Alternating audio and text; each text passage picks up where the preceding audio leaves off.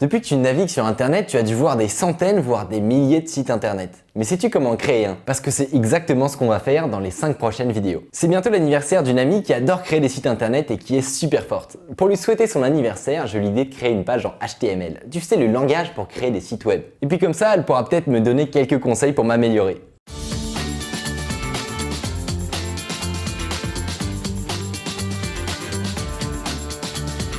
En créant ce site internet, on va apprendre à écrire du code en HTML, à mettre des images et à ajouter des liens. Une fois que tu sauras faire tout ça, tu pourras créer tes sites internet sur les sujets que tu veux. Mais avant de continuer, je te propose de regarder les tutos Hack ta page pour savoir comment avoir accès et modifier le code de n'importe quel site internet. Si c'est déjà fait, on peut commencer à coder une page en HTML. Comme c'est la première fois qu'on va coder en HTML, on va partir sur un exemple assez simple. Mais d'abord, il faut les bons outils. On va télécharger un petit logiciel qui s'appelle Sublime Text. Et pour le trouver, il faut se rendre sur le site sublimetext.com et cliquer sur le bouton Download, soit télécharger. L'avantage de ce logiciel, c'est qu'il va colorer notre code pour le rendre plus facile à comprendre et donc à écrire. Si tu suis ce tutoriel sur un ordinateur à l'école ou que tu ne peux pas télécharger de logiciel, pas de souci, tu peux tout faire sur Bloc-Notes sur Windows ou alors TextEdit sur Mac. C'est un peu plus compliqué, mais pas beaucoup plus. Une fois que le logiciel est installé, tu peux l'ouvrir et normalement tu arrives sur une page complètement vide. C'est normal, on va écrire uniquement en code, des chiffres, des lettres, des symboles, alors pas besoin de logiciel très compliqué. La première chose à faire quand on écrit en HTML, c'est d'indiquer à l'ordinateur qu'on va utiliser ce langage. Et pour ça, on écrit doctype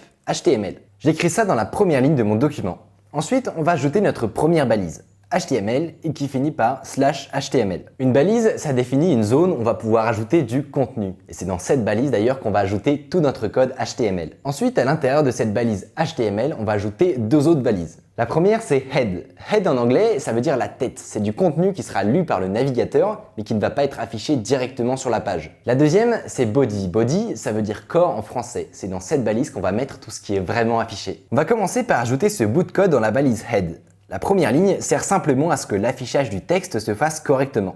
La deuxième sert à donner un titre à notre page HTML. Si tu ne veux pas les taper avec ton clavier, ces morceaux de code sont disponibles dans la description sous la vidéo. Tout est en anglais, donc je vous dis sur quoi cliquer et en même temps je vous donne la traduction. Pour enregistrer, on clique sur File pour fichier, ensuite Save As pour enregistrer sous et on arrive sur cette petite fenêtre. Maintenant, conseil d'amis, les noms un peu débiles en AAA ou LOLILOL, c'est bien, mais si vous voulez pas vous perdre plus tard, mieux vous prendre l'habitude de bien nommer ces fichiers. Celui-là, je vais le placer dans mes documents et l'appeler tuto1.html. tuto1.html. Encore une fois, c'est très important de bien le nommer pour plus tard. Bon, il est temps de commencer à remplir notre code, donc garde-le pas trop loin parce qu'on continue dans la prochaine vidéo. Et si tu as aimé cette vidéo, n'oublie pas de mettre un pouce bleu. C'était Micode, salut!